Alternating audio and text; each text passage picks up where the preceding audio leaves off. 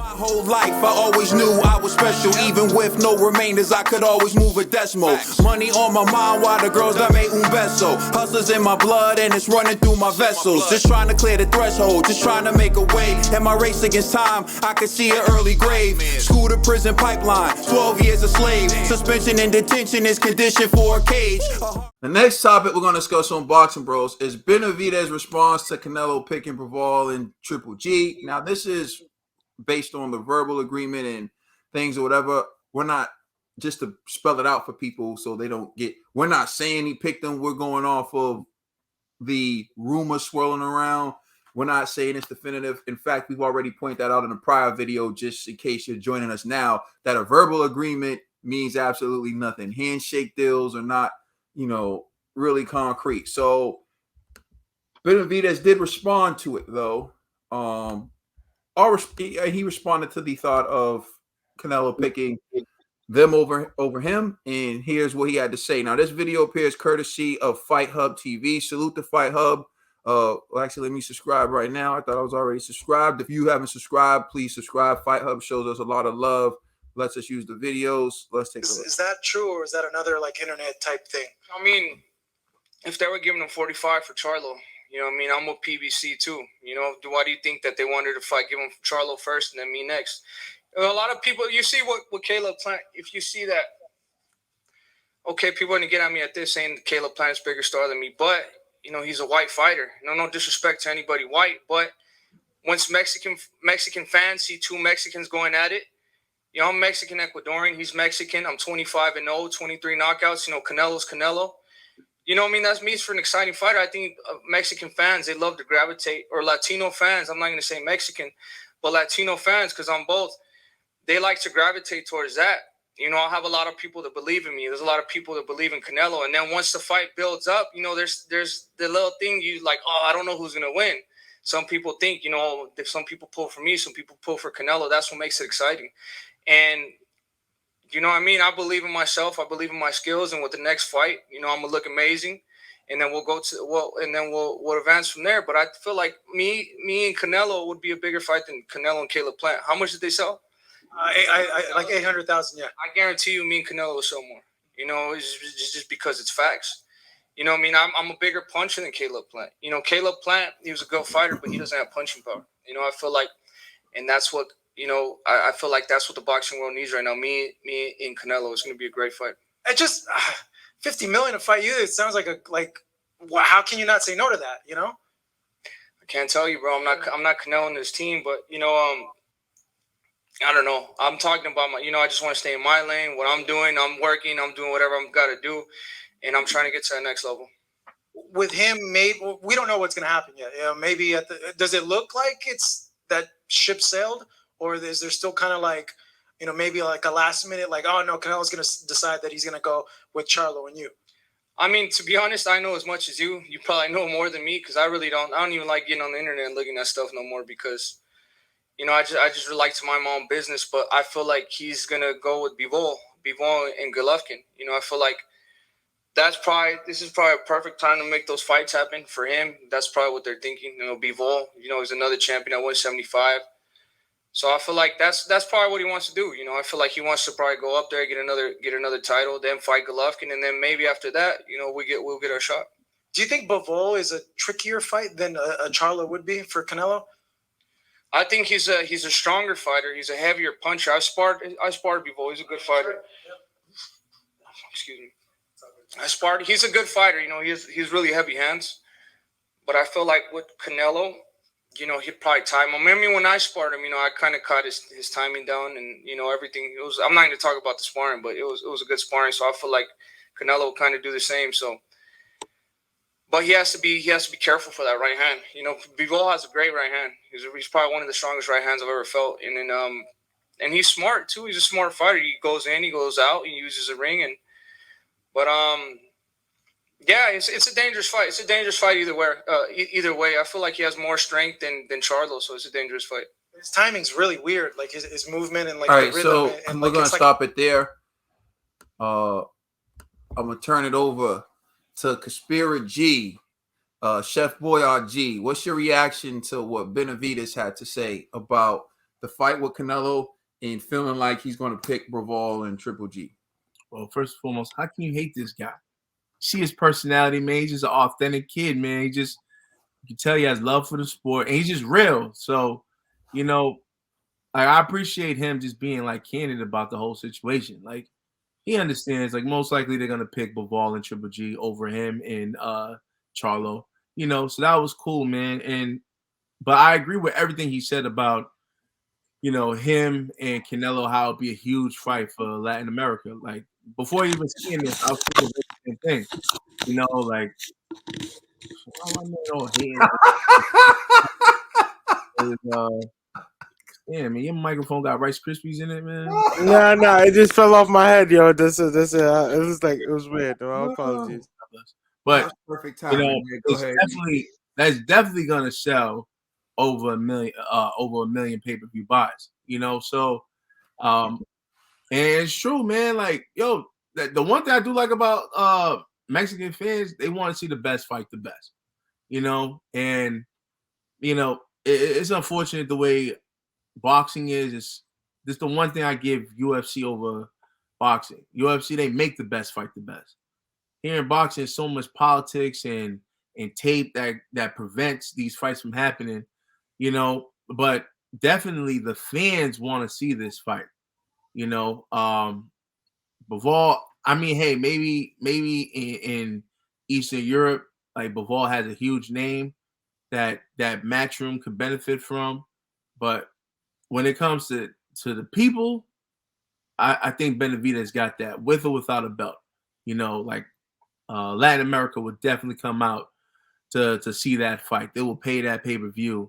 They'll pay that $80, $70, whatever it's going to be. They'll pay that money to see that fight. So I agree with him on that. And I like the fact that he was honest about Bivol. Like, sometimes you'll probably hear a guy, oh, man, Bivol's a nobody. He's like, nah, man, this dude's serious. He got heavy hands, especially his right hand. Canelo got to watch out for. Like, he didn't have to say that. You know what I'm saying? Like, this kid's just authentic, man. So I got nothing but respect for Benavidez, especially for this interview, man. I thought it was a great interview. All right, dollar bill. Always like David Benavidez, great kid, comes from a good family, like his dad too, just like his dad. His dad's very humble as well. Says it how it is. David Benavidez, he gets it. He basically says everything that I said. Of course, he will love that fight, and of course, he would love to challenge himself. But he knows the business. He knows what it is, and he knows that these guys, him and Charlo, don't have nothing to offer. He knows that. He basically said that we don't have nothing to offer this man, but Bivol does. He has another title in another weight class, so he can see that Canelo going that way, and then coming back and doubling back and probably getting with them later. I do probably see that fight with Benavidez and Canelo going. Maybe later on. Maybe it could be a passing of the torch thing. But people would love David Benavidez even more if he carved his own path and took out all these other guys.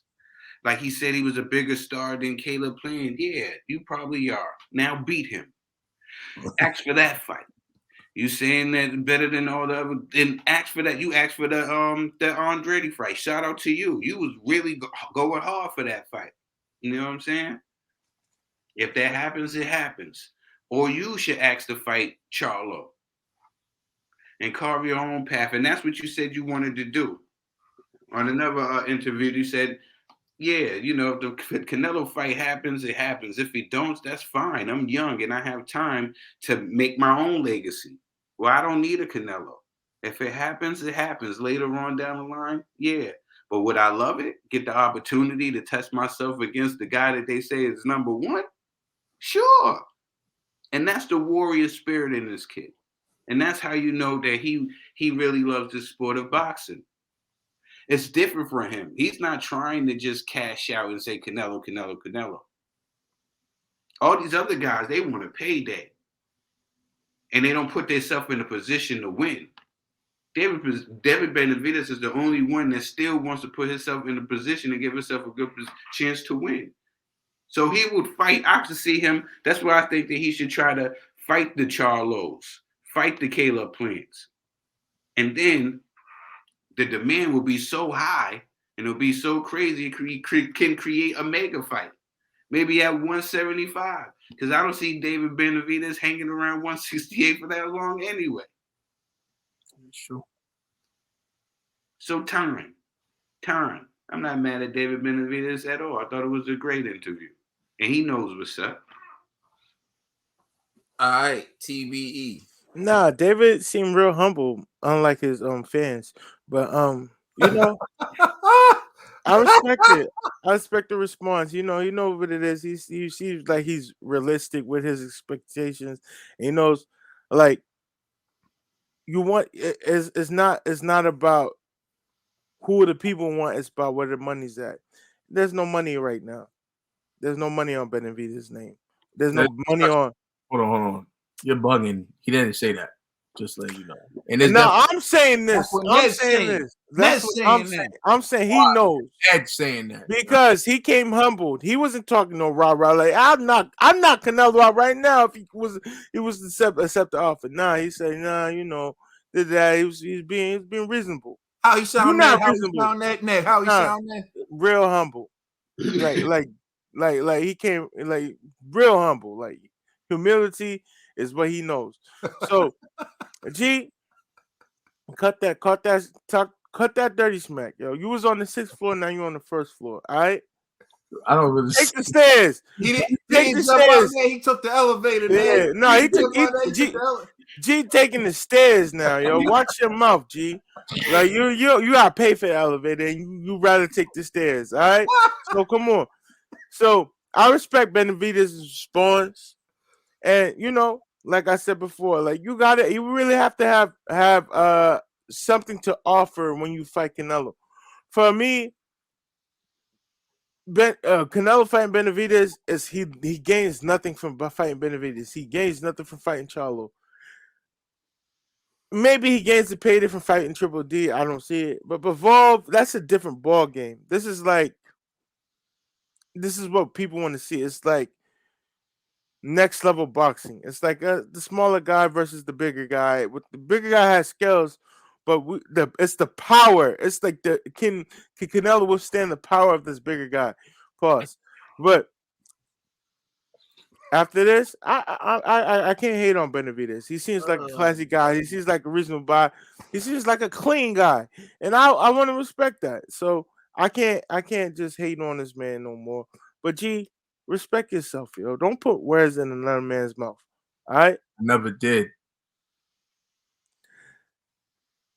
whatever.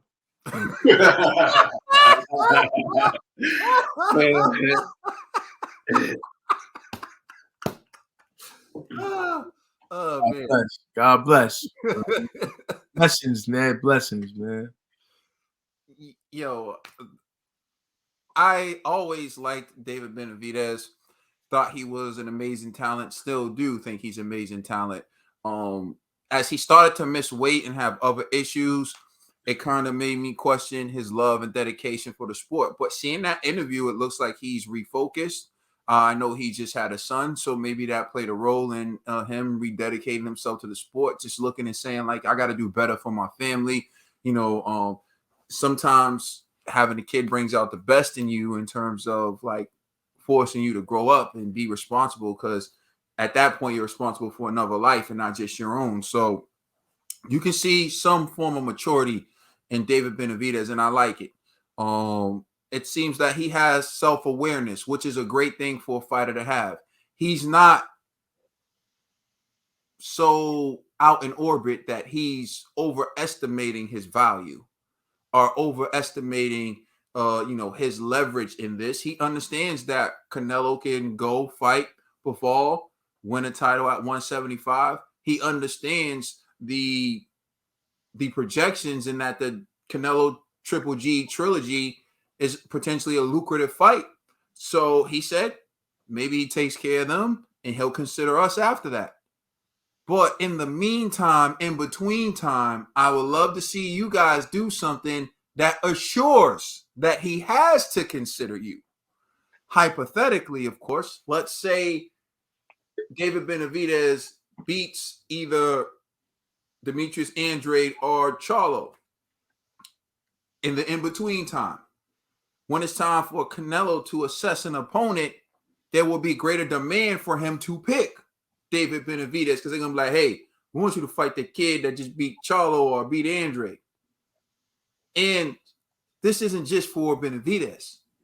Let's say Andrade and Charlo fight each other, which is a fight the world's been asking for. Chris Mannix has been trying to hype this fight up himself like a one-man band, saying it'll be the biggest fight in boxing. He tripping, but I get what he's trying to say. He's trying to say that, like, for the boxing purists, if they actually step in the ring, it would be up there with all the other great fights that can be made in boxing. What boxing purist, what true diehard boxing fan would want to miss Charlo versus Andrade? Nobody. But you got to make it. And let's say Charlo and Andrade fought each other. The winner of that fight would be a very good name for the public because they're going to be like, hey, we want to see Charlo fight that guy. Right? So what if they just got into a little certain amount of fights where it was Charlo fought Andrade, Benavidez fought Plant, what's up? Maybe he could even beat Billy Joe Saunders, whatever you could throw him in there. I don't know. But you have a little situation where these guys are fighting each other, and then a situation emerges where one guy's left standing, then everyone's going to want to see Canelo fight that person. But right now, what you have is we have Charlo with decent wins, not career-defining wins, not Hall of Fame resume boosting wins. We have Charlo with wins over like Montel, with wins over Sergey Derevianchenko. We have him with those types of wins. We have no real Hall of Fame type of wins. Like, I'll put it to you like this. You look at certain fighters and you say, if their career ended today, they'd be a Hall of Famer. Canelo Alvarez, Hall of Famer. David Benavidez is no Hall of Famer. Bivol is no Hall of Famer. Triple G is actually possibly a Hall of Famer. Fringe Hall of Famer. Of all the names we're talking about, Triple G is arguably the only one who has an argument for the Hall of Fame based on his number of title defenses in the middleweight division and some of the opponents he's beaten. So, again, this is what we're talking about. We're talking about one Hall of Famer, and the Hall of Famer is 40 years old. The pitcher Hall of Fame is not the younger guys in the weight class.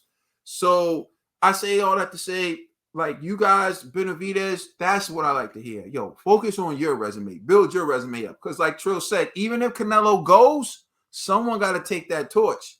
Might as well be you. You collect them wins. Put yourself in position that even if Canelo won't give you that fight, you become a superstar. You're ready to take that torch. As soon as he leaves, hey, and it's not impossible to take it while he's still there. If you're doing enough, if you beat Charlo, if you beat Andrade, if you beat Caleb Plant, if you beat some big names and he refuses to give you the fight, people are going to start looking at you like, I'm rolling with my man Benavidez. G already rolling with you. So you just going to keep adding to the G's of the world. Mm-hmm. So do that. let us know how you feel in the comment section. Please like and subscribe and check us out on Instagram and Twitter. And please check out our podcast on all major streaming services. We are the Boxing Bros.